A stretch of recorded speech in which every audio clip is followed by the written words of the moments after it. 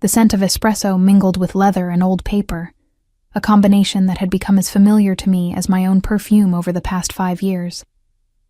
I stood in Alessandro Moretti's private office, reviewing the month's financial projections on my tablet, while he sat behind his mahogany desk, signing documents with the same methodical precision he applied to everything in his life. My fingers moved across the screen with practiced efficiency, cross-referencing numbers that most people would need hours to verify. I caught discrepancies within seconds, a skill that had made me indispensable to a man who tolerated nothing less than perfection. The late afternoon sunlight filtered through floor-to-ceiling windows, casting geometric shadows across the Persian rug beneath my feet. The shipment from Genoa arrived on schedule, I reported, my voice measured and professional. Customs clearance went through without complications. The warehouse inventory matches the manifest exactly. No shrinkage, no discrepancies. Alessandro looked up from the contract he was reviewing, his dark eyes meeting mine briefly, before returning to the document. At 44, he carried himself with the kind of authority that didn't require raised voices or dramatic gestures. His power lay in stillness, in the way silence could stretch until lesser men broke under the weight of it. "And the meeting with the Calabrese family?" he asked, his accent softening certain consonants in a way that reminded me he'd been born in Sicily, even though he'd built his empire here. "Confirmed for Thursday evening, 7 o'clock at Osteria Luna, private dining room reserved under the usual arrangements." I scrolled through my notes. Security detail coordinated with Marco. 3 perimeter positions, 2 inside the restaurant. Background checks completed on all Calabrese attendees. No concerning associations flagged. He nodded once, a gesture that conveyed both approval and dismissal of the topic. This was our rhythm, established over thousands of similar exchanges. I anticipated his needs before he voiced them, solved problems before they became complications, maintained order in a world that constantly threatened chaos. My role extended far beyond what any job description could capture. I managed legitimate businesses that served as the public face of his operations, coordinated with lawyers when legal issues arose, ensured that nothing in the shadow empire he commanded left traces that could be exploited. I knew which judges could be influenced, which politicians owed favors, which rivals posed genuine threats versus those who merely postured. The knowledge should have terrified me. Perhaps it had in the beginning, when I was 25, and desperate enough to accept a position that paid 3 times what my journalism degree had been worth. But fear had gradually transformed into something more complex, a understanding that Alessandro Moretti operated by codes that, while outside legal boundaries, held their own internal logic and honor. He didn't harm innocents. He kept his word, even when breaking it would have been advantageous. He protected those under his umbrella with absolute commitment. These weren't justifications, merely observations I'd collected over 5 years of working closer to him than anyone else in his organization. "The Brennan situation," Alessandro said, setting down his fountain pen with deliberate care. "What's your assessment?" I'd been expecting this question. Patrick Brennan, a mid-level associate who handled distribution logistics, had been skimming product for the past 3 months. The evidence was conclusive, documented in spreadsheets I'd compiled with the same attention to detail I applied to everything. "He's stealing," I stated simply. Approximately $40,000 worth of merchandise diverted to personal sales channels.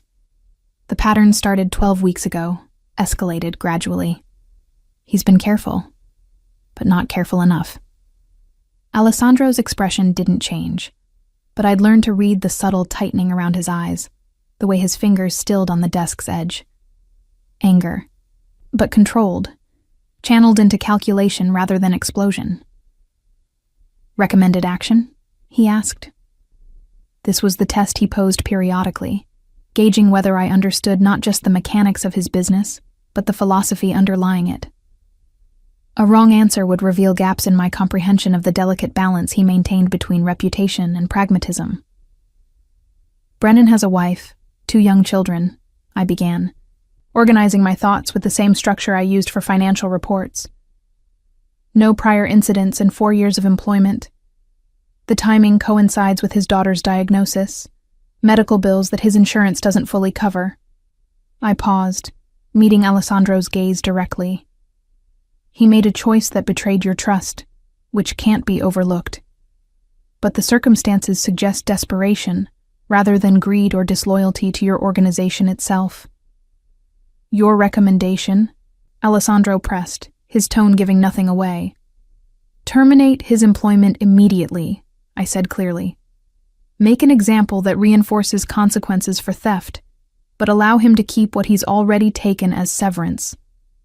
Ensure he understands that disappearing from this city and this life is non-negotiable, and that any future transgression would be met with less mercy. Alessandro considered this for a long moment, his fingers drumming once against the desk's surface. Then he nodded. Arrange it.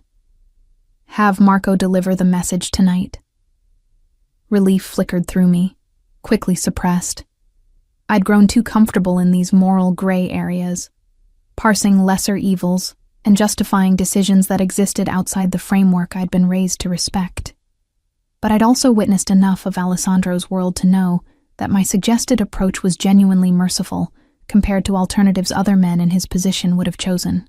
The Peterson audit is scheduled for next week, I continued, shifting topics with practiced ease. I'll need to pull the corresponding documentation from the archive, verify that all transactions appear legitimate under scrutiny. Take Marcus with you, Alessandro said. The archive is in the industrial district. I don't want you going alone after dark. It was a small thing, this casual concern for my safety, but characteristic of how he treated me. Not quite as an employee, despite the professional boundaries we maintained, but as something more valuable, someone whose loss would constitute more than inconvenience. My phone buzzed softly against my hip, a text notification I ignored. Alessandro noticed, his attention sharpening in that way that missed nothing. Something urgent? He asked. Personal matter, I replied smoothly. Nothing that requires immediate attention. It was true enough. David, a colleague from my previous life in journalism, had been persistently suggesting dinner for the past 2 weeks. I'd been deflecting with vague promises of checking my schedule, but his latest message pressed for a definite answer. Alessandro returned to his documents, apparently satisfied. I made notes on my tablet about the Brennan situation, drafted the preliminary schedule for next week's audit preparation, confirmed tomorrow's appointments with his attorney and accountant. The work consumed another hour, our conversation reduced to efficient exchanges of information and decision points. This was normal, the comfortable silence of two people who'd learned to communicate in shorthand, who understood each other's patterns well enough that extensive explanation was rarely necessary.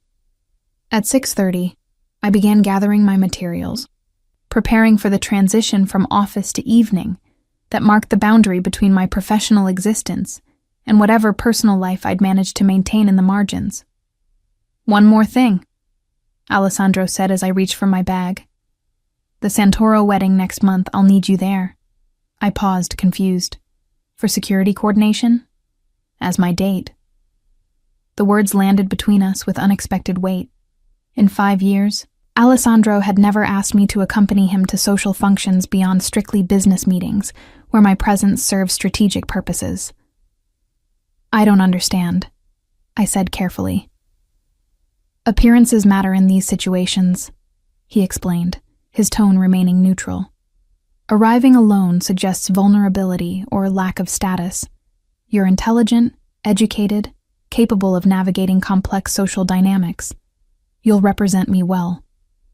It was logical, purely transactional. Yet something in the request felt different, a subtle shift in the foundation we'd built our professional relationship upon. Of course, I agreed, because refusing would have required explanations I couldn't articulate. I'll add it to the calendar. My phone buzzed again, David's persistence refusing to be ignored. I glanced at the screen, reading his message. Dinner Friday? There's a new place in the North End I think you'd love. Say yes this time? Alessandro noticed my attention on the phone, his expression unreadable. I typed a quick response, accepting the invitation before I could overthink it. I needed something outside this office, outside the gravitational pull of Alessandro Moretti's world, a reminder that I existed as more than the perfect assistant who anticipated his every need. "Good night, Mr. Moretti," I said, using the formal address we maintained during business hours, despite the informality that occasionally crept into our interactions. "Helena," he replied, my name carrying something I couldn't quite identify. "Have a pleasant evening." I left his office, walking through the reception area where Carla, the night receptionist, was settling in for her shift. The elevator descended smoothly, carrying me away from the penthouse suite that served as Alessandro's operational headquarters, away from the world of carefully managed violence and strategic calculation. The autumn air outside hit my face with sharp clarity, a physical reminder of the transition between spaces. I walked 3 blocks to where I'd parked, my heels clicking against concrete with rhythmic precision that matched my heartbeat. My apartment was small but meticulously organized, every surface clear, every item in its designated place. I'd learned organization from necessity, from managing Alessandro's complex empire, and the habits had bled into my personal space. I changed into comfortable clothes, poured a glass of wine, and settled onto my couch with a book I'd been meaning to read for months. But my mind kept drifting back to Alessandro's expression when I'd checked my phone, to the slight tension in his posture that I'd learned to recognize as displeasure. I told myself I was imagining things, projecting meaning onto neutral moments because I'd spent so long interpreting his micro-expressions as part of my job. The wine tasted bitter on my tongue. I set it aside, unopened book resting forgotten on my lap, and stared at the city lights visible through my window. Somewhere in that sprawling darkness, Alessandro was likely still working, still managing the empire that never truly slept, still maintaining the careful balance that kept his world functioning. I wondered, not for the first time, what it cost him to carry that weight alone. And I wondered why, after 5 years of professional distance, the question had started to matter to me in ways that had nothing to do with my job. Friday arrived with the kind of crisp clarity that made Manhattan feel almost civilized. I dressed carefully for work, choosing a tailored navy suit that projected competence without severity, paired with heels that added 3 inches to my height, without sacrificing the ability to move quickly when necessary. The morning passed in its usual rhythm of coordinated chaos. I fielded calls from 3 different attorneys, rescheduled a meeting that conflicted with Alessandro's preferred lunch window, and resolved a shipment delay that could have cascaded into genuine complications if left unaddressed. Alessandro moved through the day with his characteristic controlled energy, his focus absolute during the 2-hour strategy session with his senior associates. I sat to his right, taking notes and occasionally interjecting clarifications when asked, my presence so integrated into these meetings that the men barely acknowledged it anymore. It was shortly after 3 when everything shifted. I was standing near Alessandro's desk, reviewing the latest financial reports on my tablet, when my phone rang. David's name appeared on the screen, and I glanced at Alessandro before answering, a courtesy I extended from years of conditioning to ensure I wasn't interrupting something critical. He nodded slightly, continuing his review of the contract in front of him. "Hi, David," I answered, keeping my voice professional despite the personal nature of the call. "Helena, I know this is last minute, but I managed to get us a reservation at Maria for tonight instead," David said enthusiastically. 7:30. I hope that still works for you? I felt Alessandro's attention shift, though he didn't look up from the documents. The quality of his stillness changed, became more focused, like a predator sensing movement in its peripheral vision. "That sounds wonderful," I replied, genuinely pleased. Maria was notoriously difficult to book, and I appreciated David's effort. 7:30 works perfectly. "Great, I'll pick you up at 7, David continued. "I'm really looking forward to this. Helena, it's been too long since we caught up properly. We exchanged a few more pleasantries before ending the call. I set my phone down and returned my attention to the financial reports, noting a discrepancy in the shipping costs that would need investigation.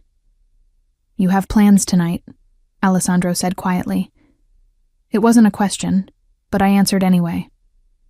"Dinner with an old colleague, David Rosen.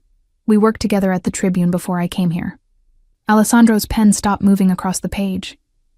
He looked up then, his dark eyes meeting mine with an intensity that made something in my chest tighten uncomfortably. "Cancel them," he said, his voice carrying the same calm authority he used when issuing any other directive. I stared at him, certain I'd misheard.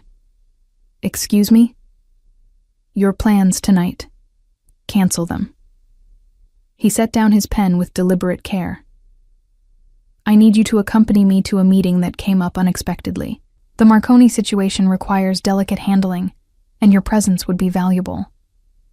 I felt heat rising in my face, anger mixing with confusion. In 5 years, Alessandro had never demanded I sacrifice personal time without significant advance notice and genuine operational necessity. The Marconi situation, while requiring attention, was hardly urgent enough to justify this kind of last-minute disruption. "Mr. Moretti," I said, keeping my voice level through sheer force of will. "This isn't a work matter. I've already confirmed the dinner, and unless there's a genuine emergency that requires my immediate attention, I'd prefer to keep my commitment." Something flickered across his face too quickly to identify. His jaw tightened almost imperceptibly, and when he spoke again, his tone had cooled several degrees. "I see," he said, the 2 words carrying weights I couldn't begin to measure. "Of course. Enjoy your evening." He returned to his paperwork with pointed dismissal, and I stood there for a moment longer than necessary, trying to understand what had just happened. This wasn't anger about operational convenience. This was something else, something that made my carefully maintained professional boundaries feel suddenly fragile. I gathered my materials and retreated to my own desk in the adjacent office, my hands not quite steady as I set down my tablet. Through the open door, I could see Alessandro's profile, his concentration seemingly absolute on whatever document he was reviewing. But I knew him too well to mistake the performance for reality. The tension in his shoulders, the slightly too controlled precision of his movements, these were tells I'd learned to read over years of observation. The afternoon crawled past with excruciating slowness. Alessandro called me in twice for routine matters, his manner absolutely professional, giving no indication of the earlier tension. If anything, he was more formally courteous than usual, addressing me as Miss Laurent instead of Helena, maintaining careful physical distance when reviewing documents together. It felt like punishment, this sudden withdrawal of the informal ease we'd developed. And the fact that I felt punished made me angry, because I'd done nothing wrong by having a personal life outside his orbit. At 5:30, I began organizing my desk for the weekend. Alessandro appeared in my doorway, his suit jacket already on, briefcase in hand. "Have a pleasant evening, Miss Laurent," he said formally. "I'll see you Monday morning." "Mr. Moretti," I acknowledged, matching his tone. He left without another word, and I sat in the sudden silence of the empty office, feeling unbalanced in ways I couldn't fully articulate. I went home, showered, and dressed for dinner with more care than I'd originally planned. The burgundy dress I chose hugged my curves without being inappropriate, paired with simple gold jewelry and heels that made my legs look longer. I told myself I was dressing for myself, for David, for the elegant restaurant we'd be dining at. I refused to examine the small voice suggesting I was dressing to prove something to a man who wouldn't even know what I was wearing. David arrived precisely at 7, looking handsome in a well-cut suit, his smile warm and genuine as he helped me into his car. He was kind, funny, intellectually engaging in ways that reminded me why we'd been friends years ago. On paper, he was exactly the kind of man I should be interested in. But as we drove through the city toward the restaurant, I found myself mentally cataloging the differences between David's easy charm and Alessandro's concentrated intensity. David laughed easily, filled conversational silences with anecdotes and observations. Alessandro used silence as a tool, let it stretch until it revealed truths people didn't mean to expose.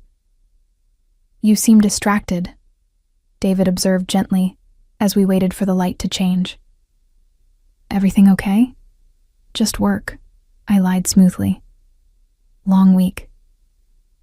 "Tell me about it," he commiserated.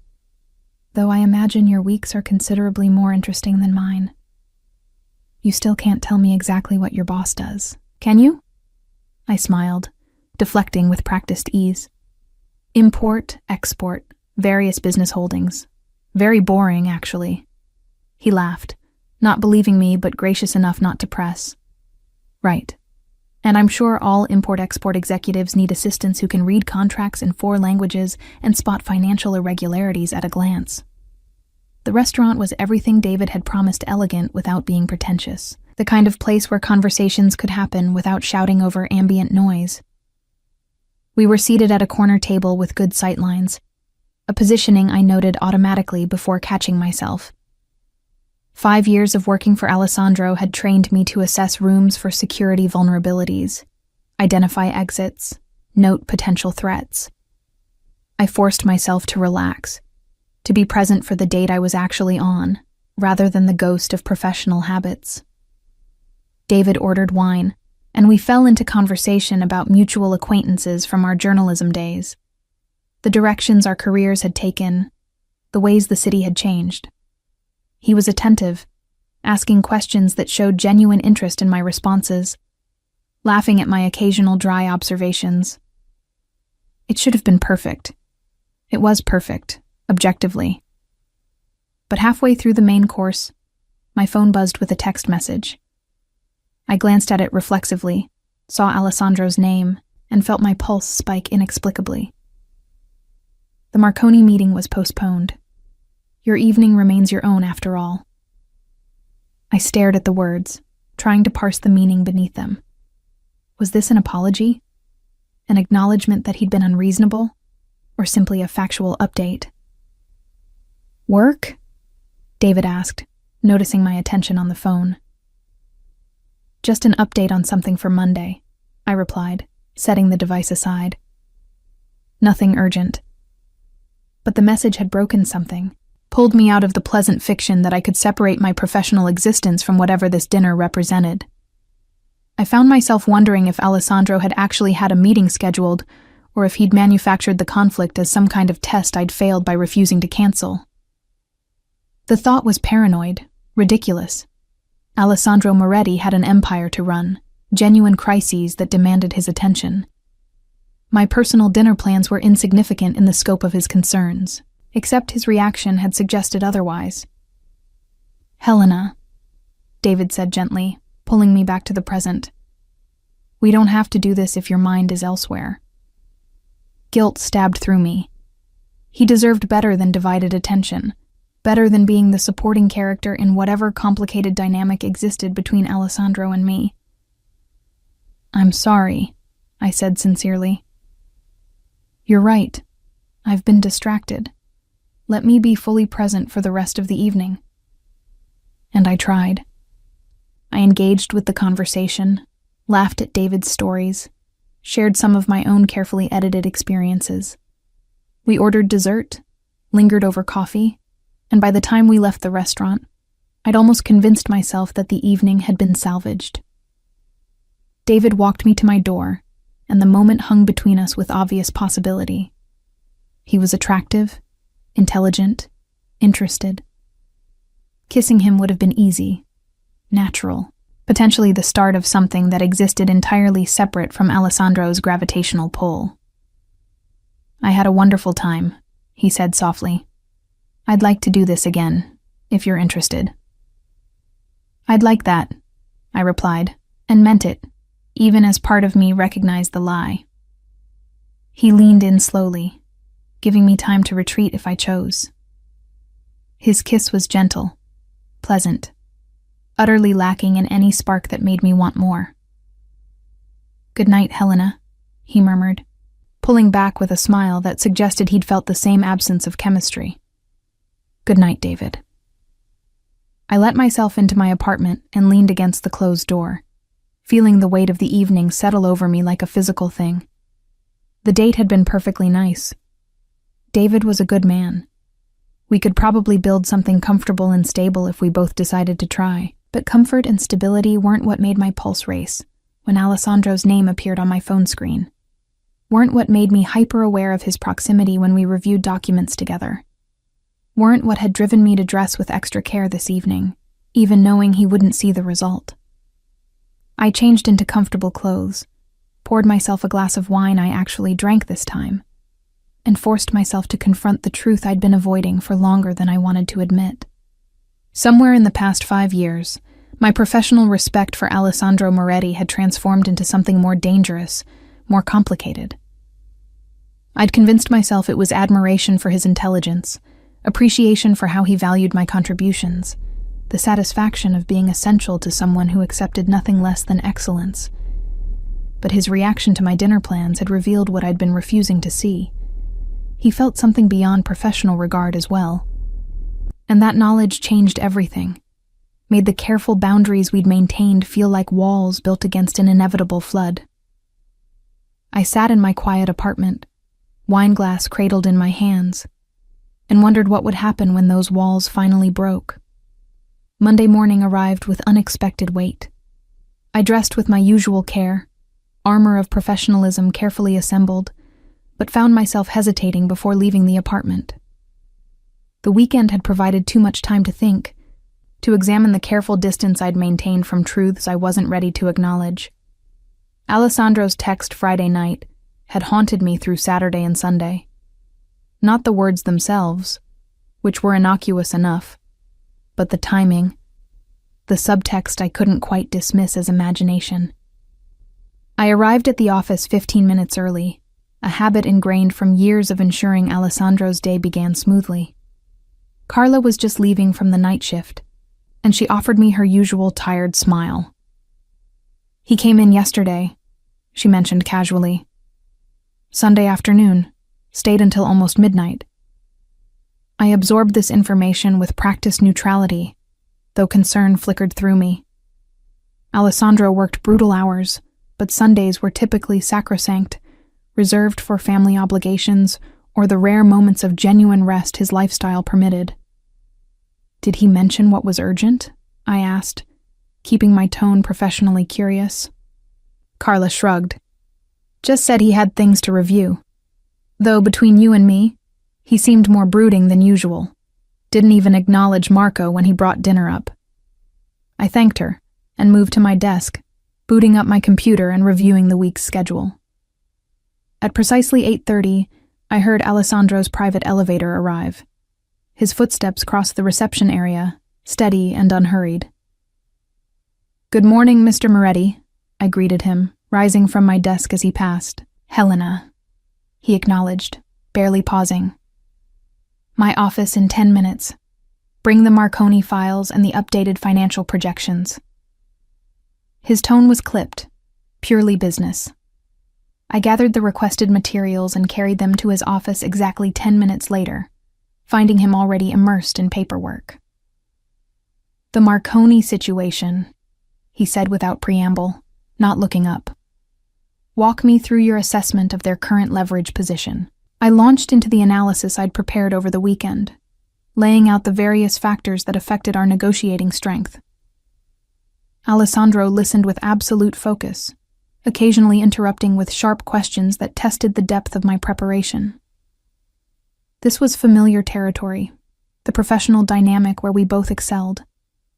But something felt different today, a tension in his shoulders that hadn't been there before, a careful avoidance of eye contact that suggested deliberate choice rather than distraction. "Your recommendation?" he finally asked, after I'd finished my presentation. "Push for better terms on the distribution arrangement," I said confidently. "They need our network more than we need their product. But maintain the relationship. They're reliably competent, and that has value beyond immediate profit margins." Alessandro nodded slowly, making notes on the pad in front of him. Set up a meeting for Thursday. I'll handle it directly. I added it to my tablet's calendar, noting the time and location he specified. As I moved to leave, his voice stopped me. How was your dinner Friday? The question landed between us like a stone dropped into still water. I turned back slowly, meeting his gaze for the first time since entering his office. It was pleasant, I replied carefully. The restaurant was excellent. Pleasant, he repeated, something unreadable in his expression. And will there be more pleasant dinners with Mr. Rosen? The directness caught me off guard. Alessandro rarely asked personal questions, and when he did, they were usually veiled in professional concern about my availability or discretion. I'm not sure that's relevant to our work here, I said, keeping my voice level despite the way my heart had begun racing. He leaned back in his chair, studying me with an intensity that made me want to look away. You're right. It isn't. But he didn't look away, and neither did I. The silence stretched between us, charged with things neither of us seemed willing to name. Is there anything else you need from me this morning? I finally asked, breaking the moment because someone had to. No, he said quietly. That will be all. I returned to my desk, my hands trembling slightly as I set down the tablet. Through the open door, I could see Alessandro's profile, his attention apparently back on his paperwork. But I knew better. I'd learned to read the subtle signs of his attention, even when it appeared elsewhere. The morning progressed with routine efficiency calls to attorneys, coordination with various department heads, the endless administrative details that kept Alessandro's empire functioning smoothly. He called me into his office twice for legitimate business matters, and both times maintained absolute professional distance. It should have been a relief. Instead, it felt like punishment. At noon, Marco appeared, which was unusual. Alessandro's head of security rarely came to the office during business hours, unless summoned for specific strategic discussions. He wants to see you, Marco said simply, jerking his head toward Alessandro's office. I found Alessandro standing at the windows, looking out over the city with his back to the door. His posture was rigid, hands clasped behind him in a way that suggested controlled tension. Close the door, he said without turning. I complied, remaining near the entrance, suddenly aware of how alone we were. The office felt smaller than usual, the air thick with unspoken things. 5 years, Alessandro said quietly, still not facing me. You've worked for me for 5 years, Helena. Yes, I agreed, unsure where this was leading. In that time, you've never asked for special treatment, never complained about the hours, the pressure, the nature of what we do here. He turned then, his dark eyes finding mine across the space. You've been absolutely professional, maintained boundaries that most people in your position would have blurred long ago. I waited, knowing there was more coming. So, when I tried to interfere with your personal plans Friday, he continued, it was inappropriate, an overreach of my position as your employer. It was, I agreed softly. Something flickered across his face. Might have been surprise at my direct acknowledgement. And yet you handled it with the same grace you handle everything else. You set a boundary, firmly but without drama, and left me to examine my own motivations. What did you find? I asked, the question escaping before I could think better of it. Alessandro moved toward me slowly, each step deliberate. He stopped a few feet away, close enough that I could smell his cologne, see the faint lines around his eyes that spoke of stress and sleepless nights. That I don't like the idea of you having dinner with other men, he said bluntly. That the thought of someone else making you smile, making you laugh, disturbs me in ways that have nothing to do with professional concern. My breath caught in my throat. I'd suspected, But hearing it stated so plainly stripped away the comfortable ambiguity we'd both been hiding behind. "Mr. Moretti," I began. "Alessandro," he interrupted. "After 5 years, after what I'm about to say, I think we can dispense with the formality." I nodded, not trusting my voice. "I've spent the weekend trying to convince myself this is a phase," he continued. "A temporary distraction that will pass if I ignore it sufficiently. But I've built my success on acknowledging reality rather than hiding from it. And the reality is that somewhere in these 5 years, you became essential to me in ways that have nothing to do with your professional capabilities." "This is complicated," I managed to say, my mind racing through implications and consequences.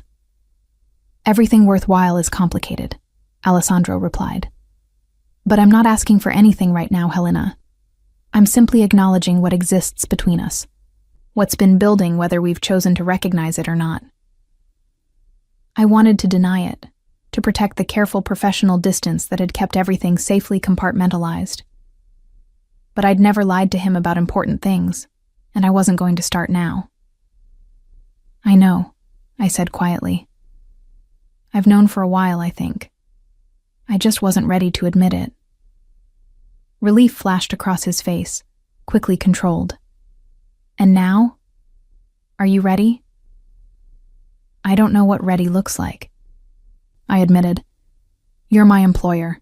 Your world is dangerous in ways most people can't imagine. Getting involved with you personally would be complicated at best, disastrous at worst." "All true," he acknowledged. "But you're not most people, Helena. You already understand my world better than anyone outside my immediate family. You've seen the violence, the moral compromises, the constant calculation required to maintain power. And you've stayed. I stayed because I'm good at my job," I countered. "Because you pay me very well and treat me with respect. That's not the same as choosing to be personally involved with someone whose enemies would see me as a vulnerability to exploit." Alessandro's expression hardened slightly. "Anyone who attempted to harm you would discover very quickly why I've maintained my position for 20 years. You're already protected, Helena, whether we acknowledge this thing between us or not. The only question is whether we continue pretending it doesn't exist." I thought about David's pleasant kiss, the comfortable possibility of a normal relationship with someone whose biggest crisis was a delayed article deadline. Then I thought about the way my pulse raced when Alessandro's hand accidentally brushed mine, the hyper-awareness of his presence that made me notice when his attention shifted in a crowded room. "I need time," I finally said, "to think about this clearly, without the pressure of proximity." He nodded slowly. "How much time?" "I don't know. Weeks, maybe. This isn't a small decision, Alessandro." "I'm aware," he said dryly. "Take the time you need. But know this. I'm a patient man when the outcome matters to me. And this matters more than I'm comfortable admitting." The honesty in his voice made something in my chest ache. Alessandro Moretti, who maintained absolute control over every aspect of his empire, was offering me vulnerability disguised as patience. "I should get back to work," I said, needing distance to process what had just happened. "Of course." He stepped aside, giving me clear passage to the door. "Helena?" I paused, looking back. "Thank you for not dismissing this outright," he said quietly, "for taking it seriously enough to consider." I nodded, not trusting myself to speak, and retreated to my desk. Through the open door, I watched him return to his windows, his silhouette dark against the city beyond. Everything had changed with that conversation, and yet nothing had changed. I still had work to complete, calls to make, problems to solve. But now there was this new knowledge sitting between us, acknowledged and waiting, impossible to ignore. I pulled up the Marconi files and forced myself to focus on distribution percentages and territory negotiations. But part of my mind kept circling back to Alessandro's words, to the careful restraint in his admission, to the way he'd given me space while making his position devastatingly clear. The rest of the day passed in a blur of maintained professionalism, masking emotional turbulence. Alessandro called me in twice more for legitimate business matters, and both times we maintained the careful distance of employer and employee. But something had shifted, become visible in the way his gaze lingered half a second longer, in the careful way he ensured our hands didn't touch when passing documents. At 6 o'clock, I began organizing my desk for the evening. Alessandro appeared in my doorway, jacket already on. "I have a dinner meeting with the Santoro family," he said. "But I wanted to remind you that the wedding invitation still stands. Next month, as we discussed." "I remember," I replied. "It's on my calendar." He nodded, hesitated as if wanting to say something more, then simply offered, "Good night, Helena." "Good night, Alessandro." I watched him leave, then sat alone in the quiet office, trying to understand how 5 years of careful professionalism had unraveled in a single conversation. My phone buzzed with a text from David. "Dinner was great, even if the chemistry wasn't quite there. Hope we can still be friends?" I smiled despite myself at his diplomatic phrasing. "Absolutely. Coffee sometime soon?" His reply came quickly. "Perfect. You deserve someone who makes you feel more than pleasant, Helena." I stared at the words, thinking about Alessandro's intensity, the way his presence made every nerve ending feel heightened. Pleasant wasn't the right word for what I felt around him. Alive, terrified, exhilarated, those were closer. I gathered my things and headed home, but sleep eluded me that night. Instead, I lay awake, weighing impossible choices and trying to calculate risks in a situation where the variables kept shifting. By morning, I still had no answers. But I had begun to suspect that some decisions couldn't be made through pure analysis, that eventually I would have to trust something beyond careful calculation. The question was whether I was brave enough to take that leap. The weeks that followed settled into a peculiar rhythm where everything appeared normal on the surface, while fundamental shifts occurred beneath. Alessandro gave me space as promised, but his patience wasn't passive.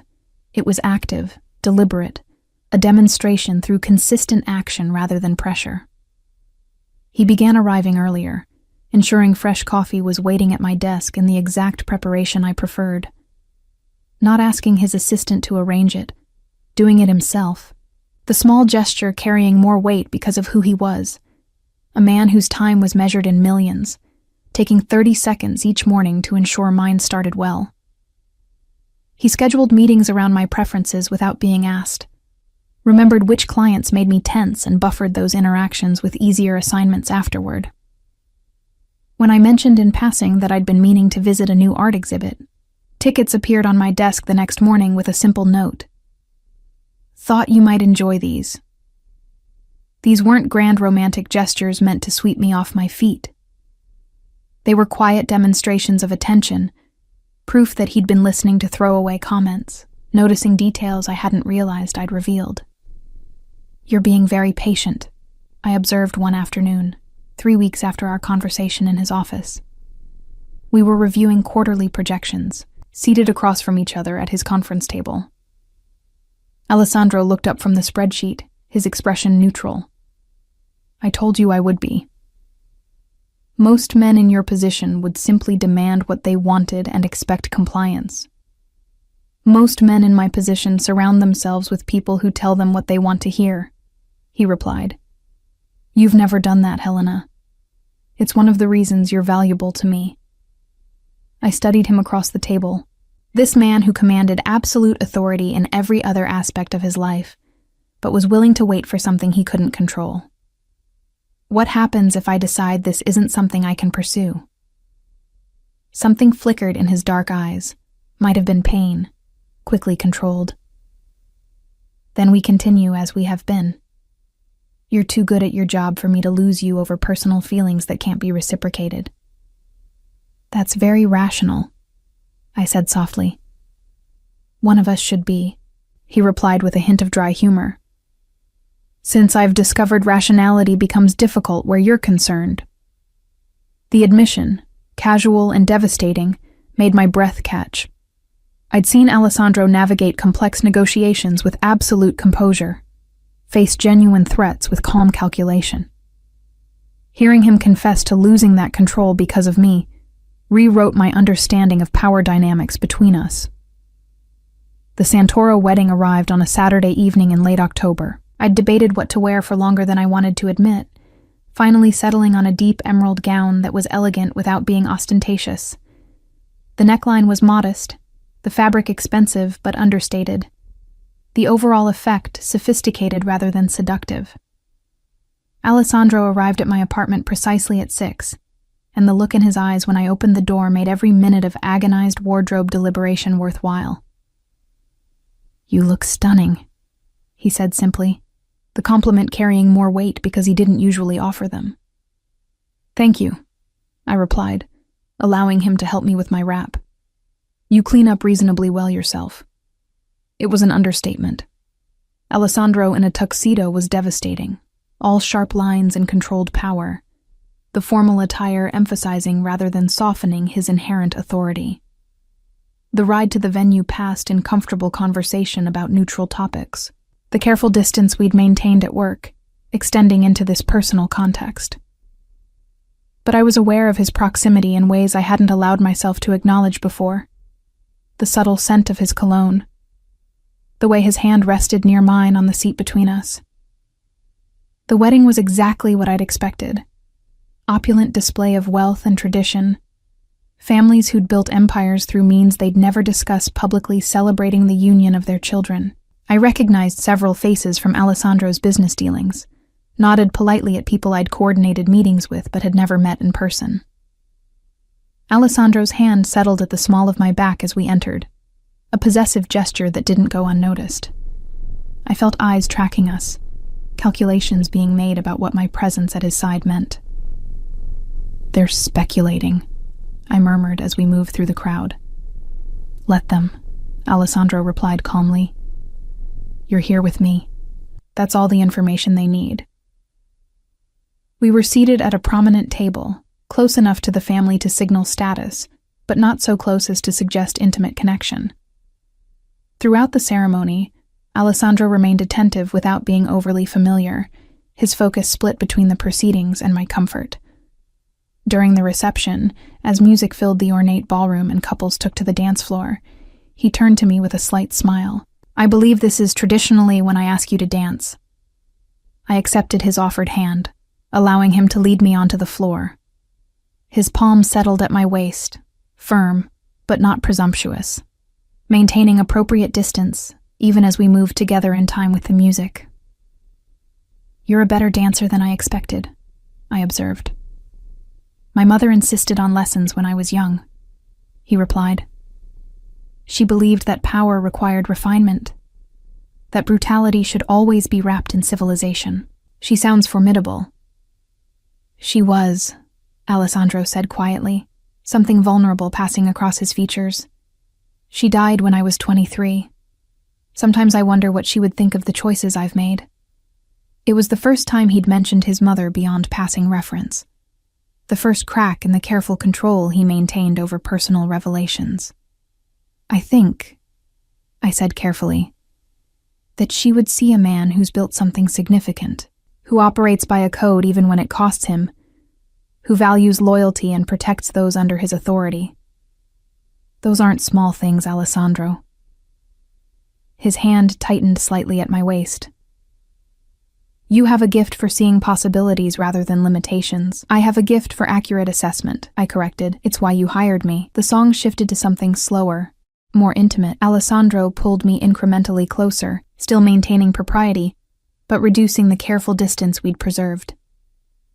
"I need to tell you something," he said, his voice pitched for my ears alone, "about why I reacted the way I did when you had dinner plans with David." I waited, my heart rate increasing despite my attempt at composure.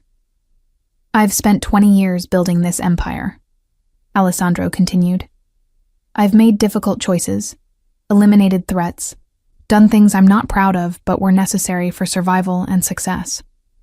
Throughout all of it, I've maintained absolute control over my emotions, because showing weakness in this world is suicide. His dark eyes found mine, holding my gaze with uncomfortable intensity. And then you walked into my office 5 years ago, and gradually, without either of us acknowledging it, you became the one variable I couldn't control. You made yourself essential in ways that go far beyond professional competence. And when I realized you might choose to build something with another man, someone who could offer you normalcy and safety, it terrified me in ways genuine threats never have.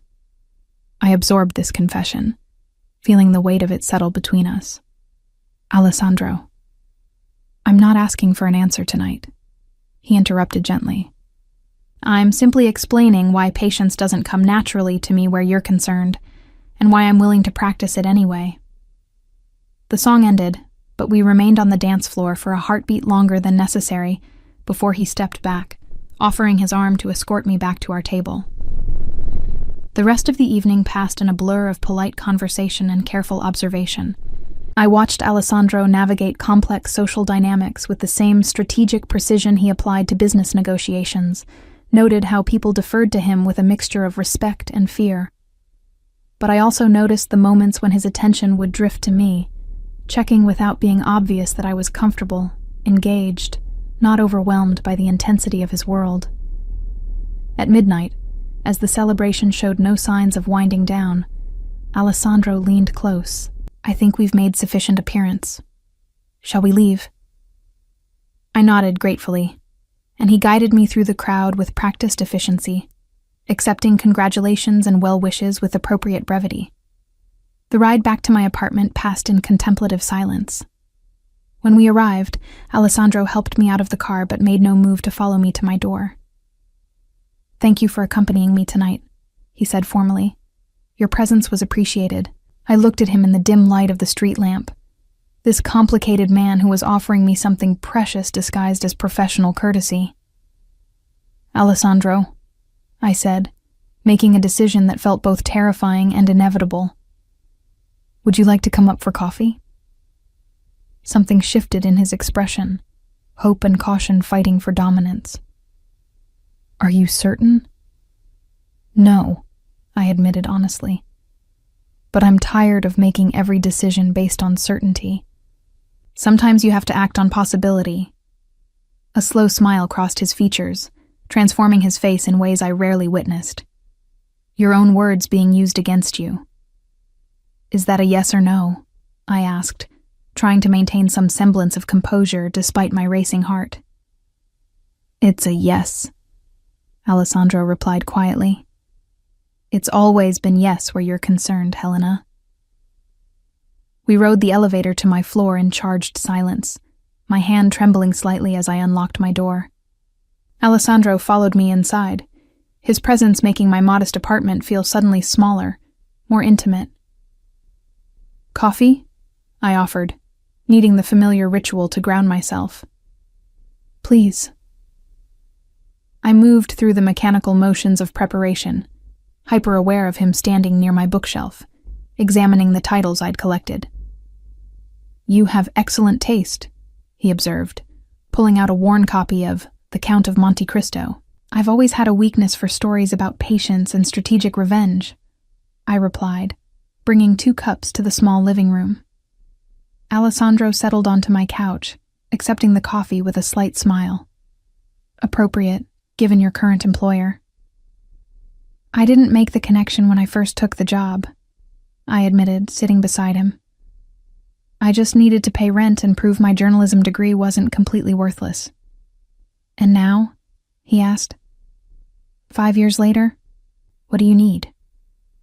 I considered the question seriously, looking at this man who'd somehow become the center of my existence without either of us acknowledging it.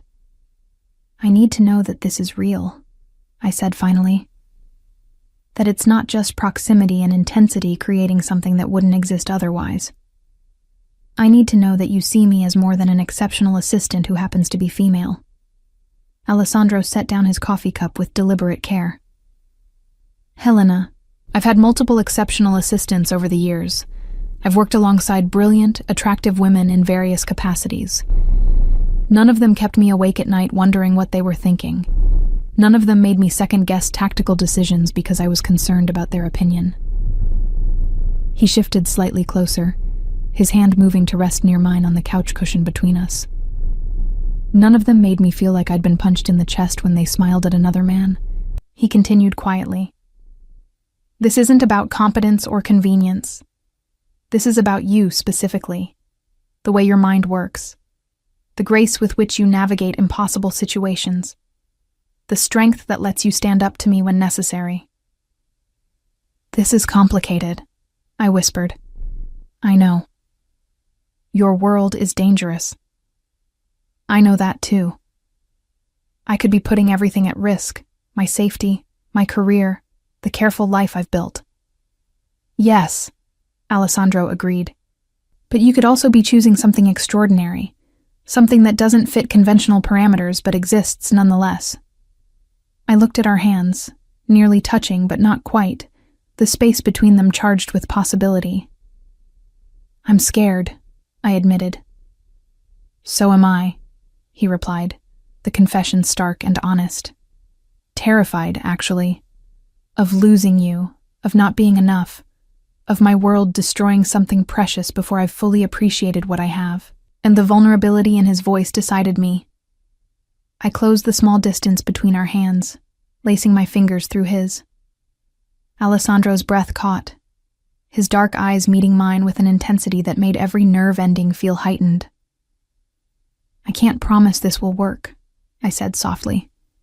I can't promise I won't panic and retreat. But I'm willing to try, to see what this could become if we're both brave enough. That's all I'm asking, Alessandro replied, his thumb tracing slow circles against my palm. A chance to prove that what I feel isn't temporary, that this matters enough to navigate the complications together. He leaned forward slowly, giving me time to pull away, his free hand coming up to cup my face with surprising gentleness. May I kiss you? He asked, the question both formal and devastating. Instead of answering verbally, I closed the remaining distance between us. The kiss was nothing like David's pleasant, forgettable touch. This was fire and intensity, years of unacknowledged tension finally finding release. Alessandro's hand tightened in my hair, his other arm pulling me closer as I responded with equal fervor. When we finally broke apart, both breathing harder, he rested his forehead against mine. I've been imagining that for far longer than I'm comfortable admitting, he murmured. It was worth the wait, I replied, surprised by my own boldness. Alessandro smiled, genuine and unguarded in ways I'd never seen. The waiting isn't over, Helena. This is just the beginning. We stayed like that for a long moment, foreheads touching, hands intertwined, acknowledging what we'd started while understanding the complications that lay ahead. Eventually, Alessandro pulled back slightly. I should go, let you process what we've begun here. Always so controlled, I observed. With you, yes, he agreed.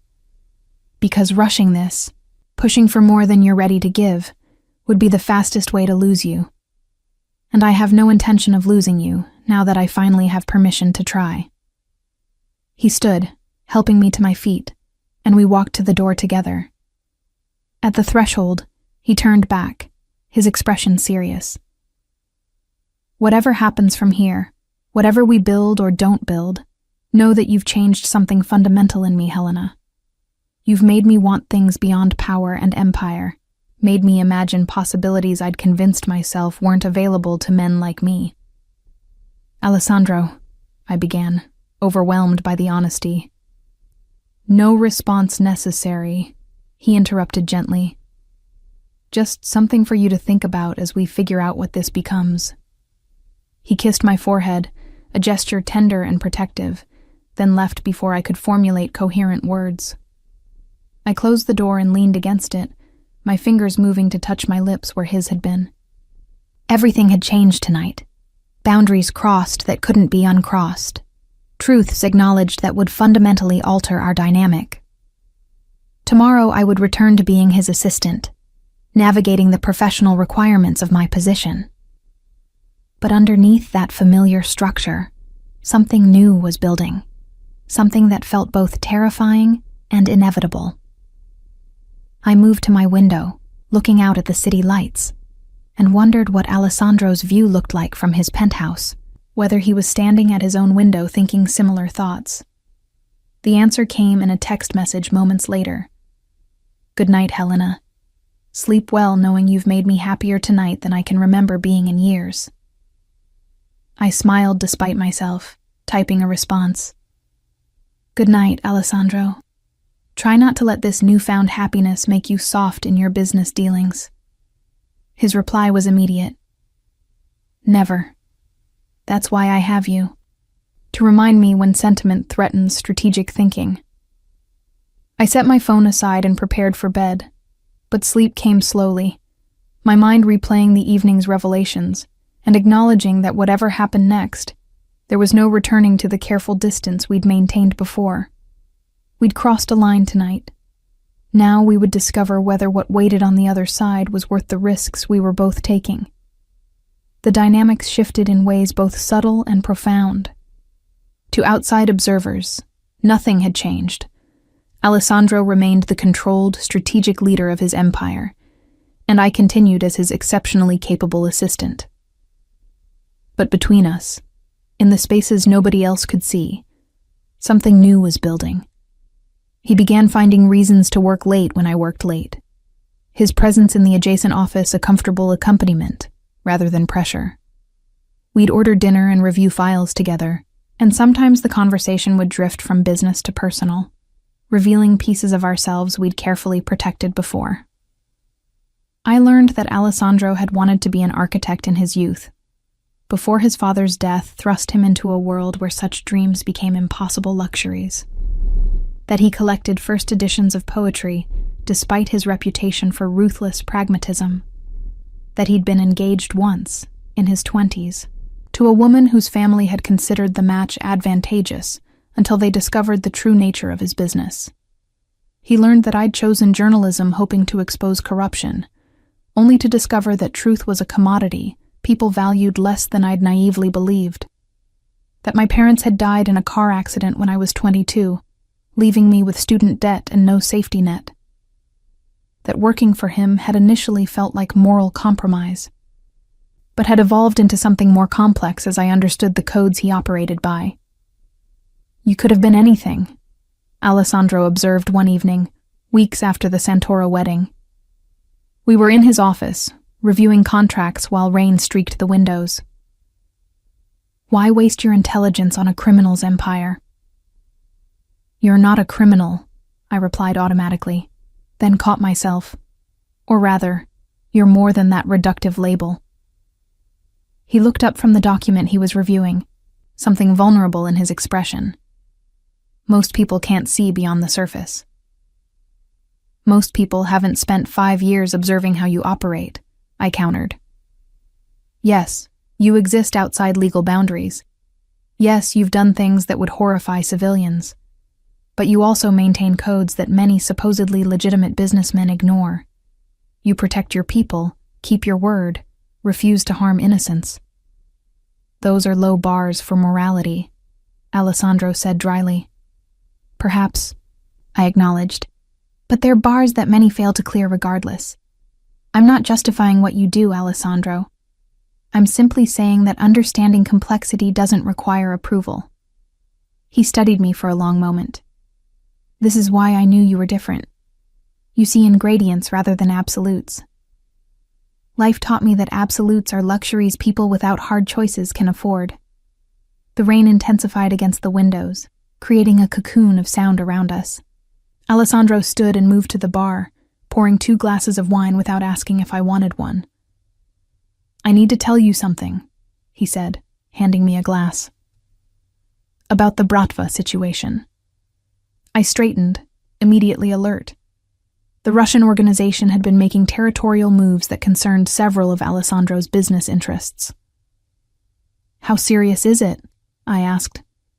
Serious enough that I've increased security protocols. Your apartment is now monitored, discreetly. Marcus follows at a distance when you're out. The routes you take to and from work are varied to prevent pattern establishment. I absorbed this information, trying to decide how I felt about the invasion of privacy disguised as protection. You could have asked before implementing those measures, I said carefully. I could have, Alessandro agreed. But you would have argued it was excessive, that you could take care of yourself. And you'd be partially right. You're more capable than most people. But the Bratva doesn't care about capability when they want leverage. Fear flickered through me, quickly controlled. They know about me? About us? They know you're important to me, he confirmed. Whether that's professional or personal makes no difference to them. A vulnerability is a vulnerability. I took a sip of wine, processing implications. So I'm a liability now. Alessandro crossed to where I sat, kneeling beside my chair so we were at eye level. You're not a liability, Helena. You're something precious. I have no intention of allowing anyone to harm. There's a significant difference. His hand covered mine on the armrest, warm and solid. I told you my world was dangerous, he continued quietly. That choosing this thing between us came with risks. I won't apologize for taking measures to minimize those risks, but I will apologize for not consulting you first. That was a violation of your autonomy, and I'm sorry. The apology, genuine and unforced, meant more than the protection itself. Alessandro Moretti didn't apologize often, didn't admit fault easily. Thank you, I said softly, for the honesty and the apology. I understand the necessity, even if I don't love being monitored without my knowledge. Would it help if you knew who was watching? He asked. Marcus can introduce himself properly, explain the protocols, make you feel less like prey and more like a protected asset. I smiled despite the seriousness of the conversation. Protected asset. How romantic. I've never claimed to be romantic, Alessandro replied, but his eyes held warmth. Strategic, yes. Protective, absolutely. But romance requires a lightness I'm not certain I possess. You brought me coffee every morning for 6 weeks, I pointed out. You remember which classical composer I prefer when I'm stressed. You've read every book I've recommended and left thoughtful notes about your perspectives. Those are just paying attention, he argued. Exactly, I said, cupping his face with my free hand. Romance isn't grand gestures, Alessandro. It's sustained attention, consistent care, choosing someone's comfort over your own convenience. You've been romancing me for months without realizing it. Something shifted in his expression. Pleasure and surprise mixing equally. He turned his head slightly, pressing a kiss to my palm.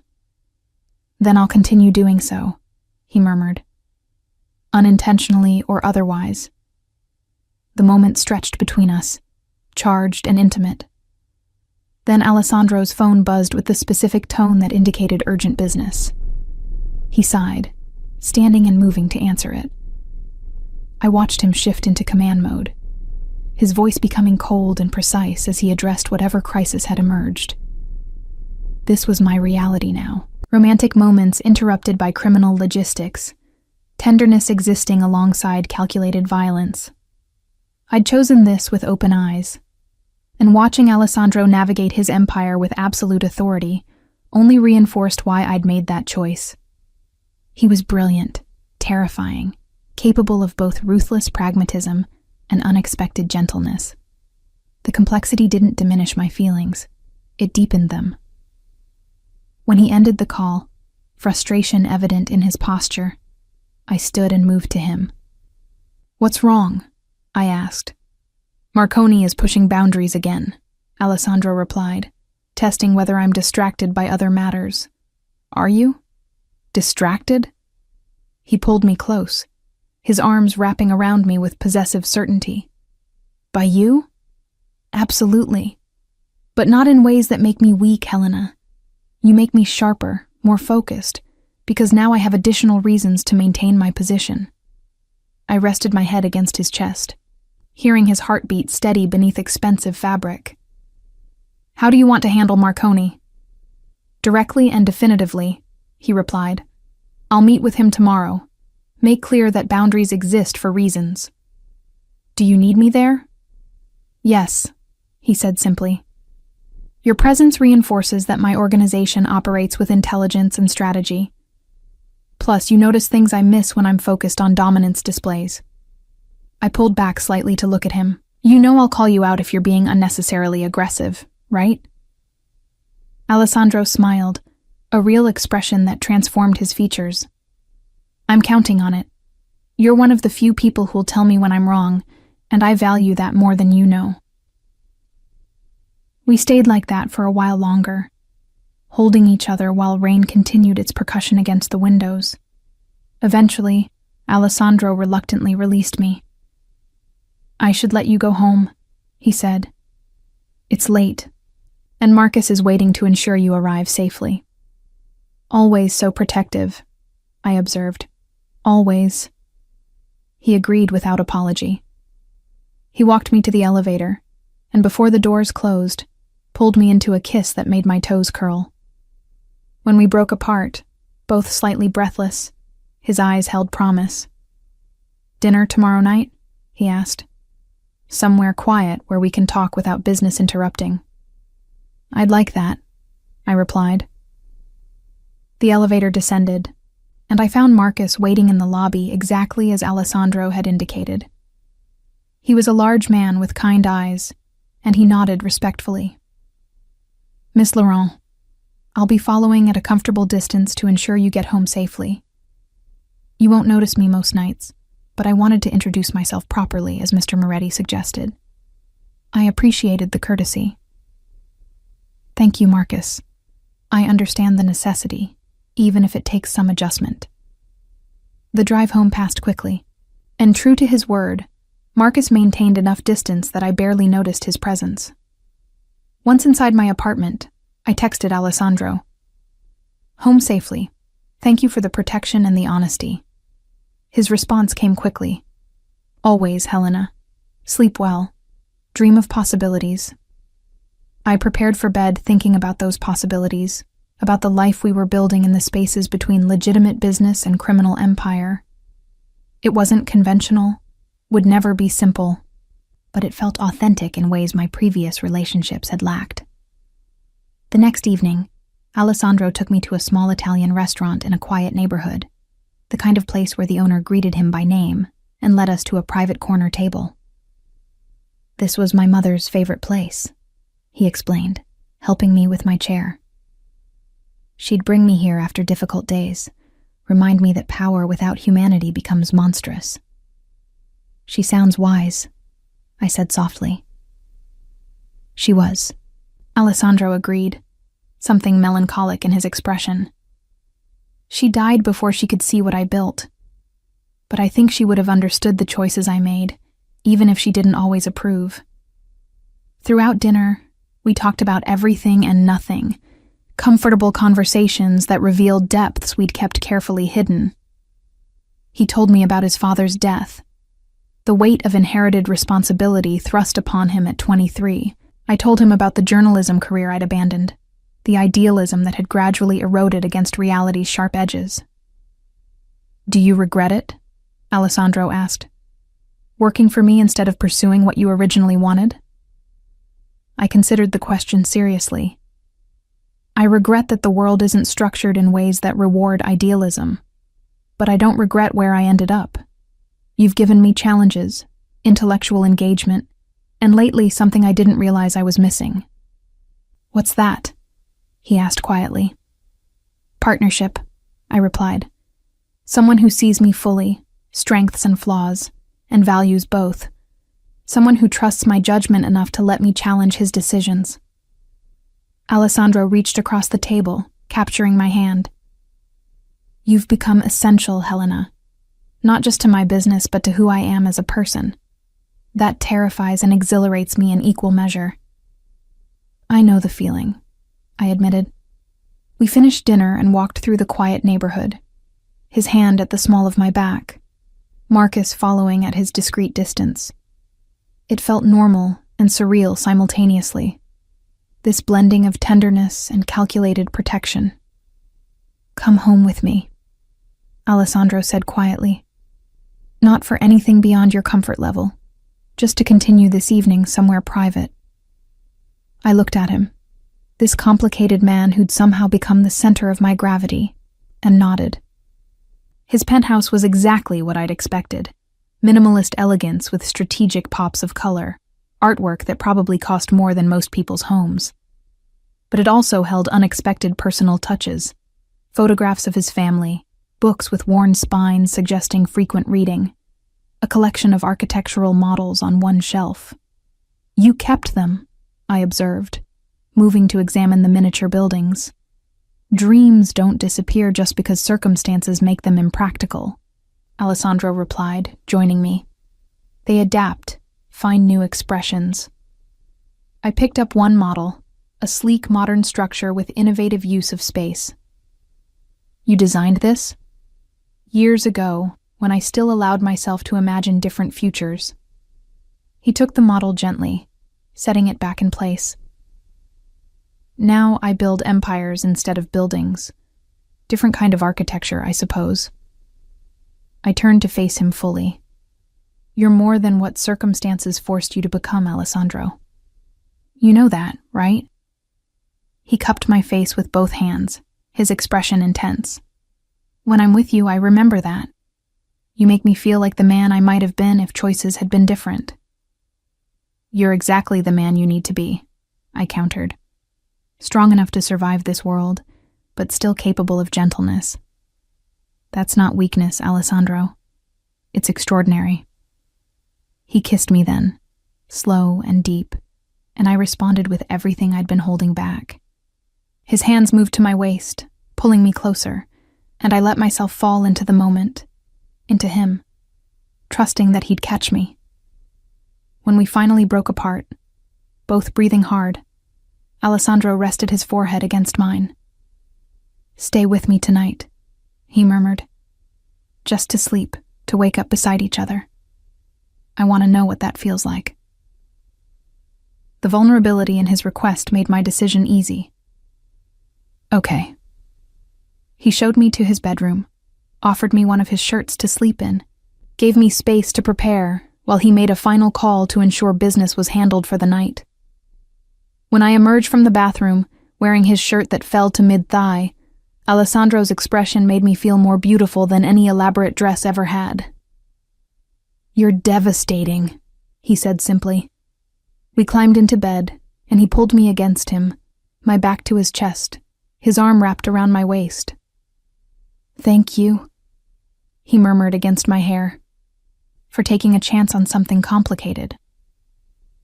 "Thank you for being patient," I replied, "for proving that this isn't just proximity and intensity." We fell asleep like that, tangled together, and I woke briefly in the early hours to find him still holding me, his breathing deep and even. In that moment, I understood what we were building, something that existed outside conventional parameters, but felt right nonetheless.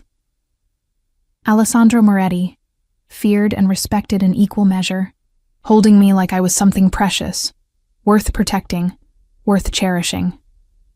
The future remained uncertain, filled with risks we were both aware of. But lying in his arms, feeling safer than I had in years despite the dangerous world surrounding us, I knew I'd made the right choice. Whatever came next, we would face it together. 3 months passed in a careful balance between professional partnership and private intimacy.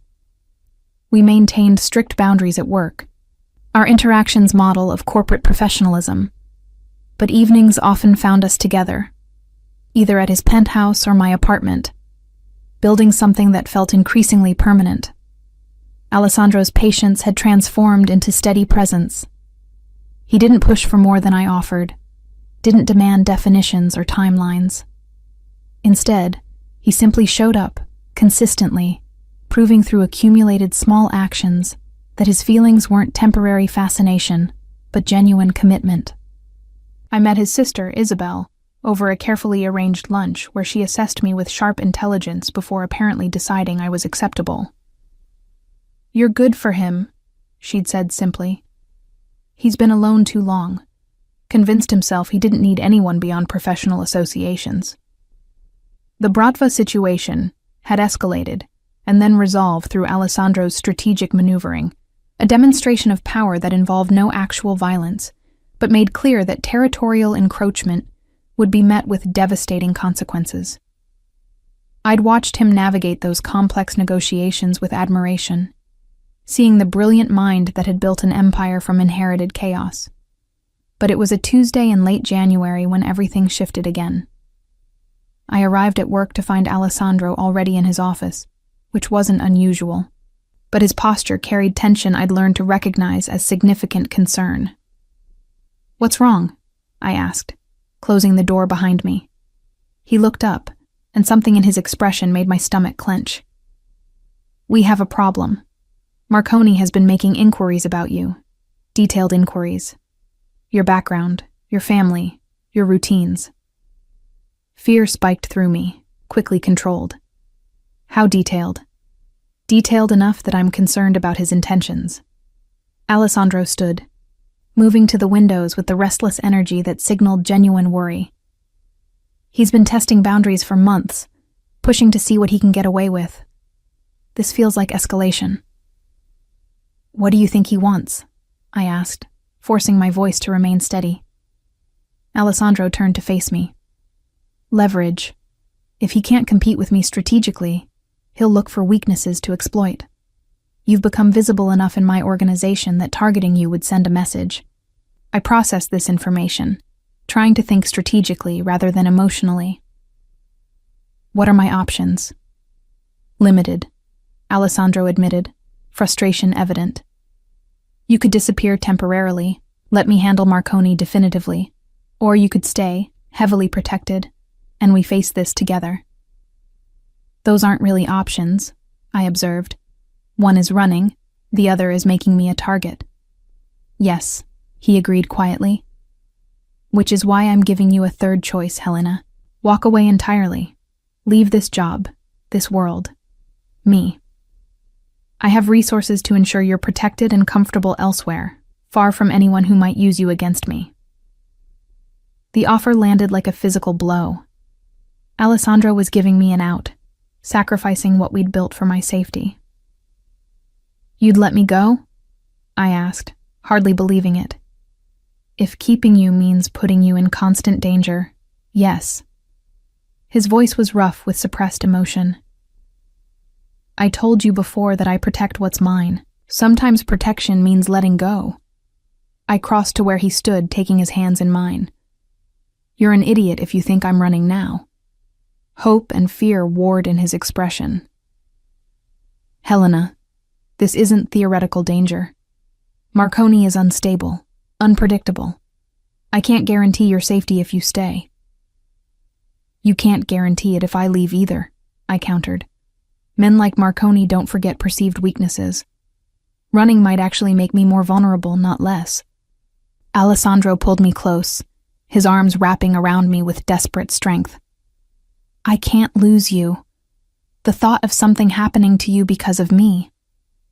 "Then don't lose me," I interrupted, pulling back to meet his gaze. "Deal with Marconi the way you deal with all threats to what you've built, decisively, and let me stand beside you while you do it." "You're certain?" he asked, searching my face. "I've never been more certain of anything," I replied. "I'm not some fragile thing that needs bubble wrapping, Alessandro. I'm your partner, in business and in life. Start treating me like one." Something fierce and possessive flashed in his eyes. He kissed me hard, almost punishing, and I responded with equal intensity, proving through action that I wasn't backing down.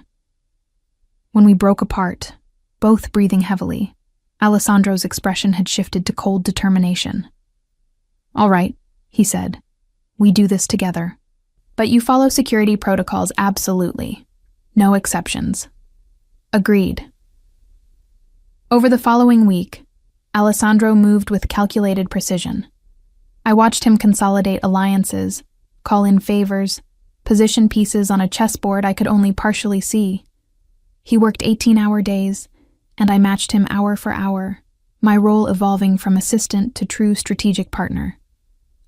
Marconi made his move on a Thursday evening.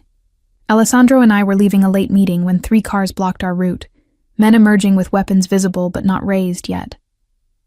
Marcus and the security detail immediately positioned defensively, but Alessandro remained utterly calm. "Stay behind me," he murmured to me, his hand at my back both protective and possessive. Marconi himself stepped forward, a lean man in his 50s with eyes that held genuine instability. "Moretti," he said, affecting casual confidence. "We need to discuss territory arrangements." "We have nothing to discuss," Alessandro replied, his voice carrying absolute authority. "You've been testing boundaries for months. This ends tonight." "Does it?" Marconi's gaze flickered to me, calculation evident.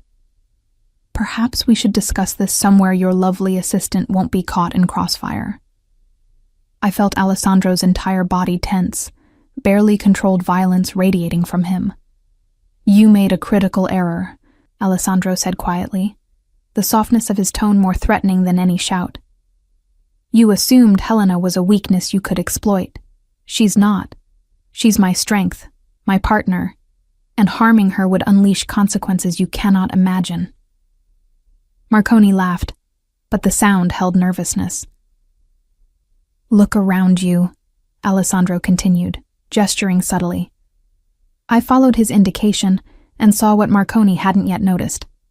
Rooftops lined with Alessandro's people, strategic positions occupied, escape routes blocked. "This isn't a negotiation," Alessandro said. "This is me explaining reality. You leave this city tonight. You transfer your operations to territory I'm willing to cede, and you never, ever look in Helena's direction again." "And if I refuse?" Marconi challenged, but his confidence was crumbling. "Then I stop being civilized about eliminating problems," Alessandro replied, his voice utterly cold. "Your choice, Marconi. Walk away alive, or force me to demonstrate why I've maintained power for 20 years. The standoff held for endless seconds.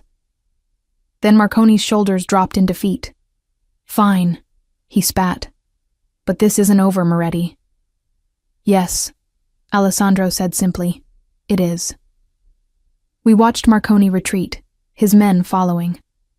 Only when they disappeared did Alessandro's composure crack slightly, his hand tightening on my waist. "Are you all right?" he asked, turning to me. "I'm fine," I assured him. That was incredibly controlled Alessandro. "I wanted to kill him," he admitted quietly. "For looking at you, for threatening you. But you were right, decisive doesn't have to mean violent." I leaned into him, feeling the adrenaline slowly receding. "Can we go home now?" "Yes," he agreed. "Let's go home." His penthouse felt like sanctuary when we arrived. Alessandro dismissed the security detail except for perimeter guards, creating space for us to process what had happened. "I need to ask you something," he said, pouring us both drinks. "And I need complete honesty." I accepted the glass, waiting. "Can you live with this?" he asked. "With the constant risk, the dangerous men, the reality that situations like tonight will happen again because of who I am." I considered the question seriously, giving it the weight it deserved. "I'm not naive, Alessandro. I know what I signed up for, but here's what I also know. You're brilliant, protective, capable of extraordinary tenderness hidden behind necessary ruthlessness. You make me feel challenged, valued, essential. That's worth navigating complications for." Relief washed over his features. "I don't deserve you." "Probably not," I agreed with a slight smile. "But you're stuck with me anyway." He pulled me close, his forehead resting against mine. "Marry me." The words hung between us, unexpected, and perfect. "What?" I breathed. "Marry me," Alessandro repeated, pulling back to meet my gaze. "Not because of tonight, not because of Marconi or danger or strategic advantage, because you've become the most important person in my life, and I want everyone to know that you're mine and I'm yours." Tears pricked my eyes. That's the most unromantic proposal I've ever heard. "I told you I'm not romantic," he replied, but his eyes held warmth. "I'm strategic, protective, and deeply in love with a woman who's too intelligent to fall for flowery speeches. So I'm offering the truth instead. I need you, Helena. Choose me." I cupped his face in my hands. "I already chose you. Months ago, when I decided complicated and real was better than simple and hollow. Yes, Alessandro, I'll marry you." The kiss that followed felt like coming home, like finding safe harbor after years adrift. When we finally broke apart, Alessandro retrieved a box from his desk drawer.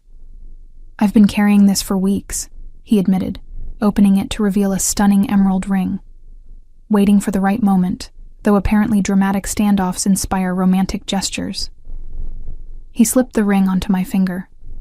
Perfect fit. And I admired how the stone caught the light. "It's beautiful," I whispered. "It's practical," he corrected. "Emeralds are nearly as hard as diamonds, resistant to damage. Beautiful, but durable, like you." I laughed, despite myself. "You really need to work on your romantic dialogue." "I have a lifetime to practice," Alessandro replied, pulling me back into his arms. "Starting now." We stood like that for a long while, holding each other while the city sprawled below us. The future remained uncertain, filled with risks and complications we were both aware of. But we'd chosen each other with eyes wide open, building something that existed outside conventional parameters but felt right nonetheless. Alessandro Moretti, feared and respected in equal measure, held me like I was something precious worth protecting, worth cherishing, worth risking everything for. And I held him back. This brilliant, complicated man who'd somehow become my home. Whatever came next, we would face it together, partners in every way that mattered. The empire builder and the woman who'd learned that power came in many forms, including the strength to stand beside someone in their darkness while helping them remember the light. We'd both made our choice. Now we'd build a life worthy of that choice, one complicated, beautiful day at a time.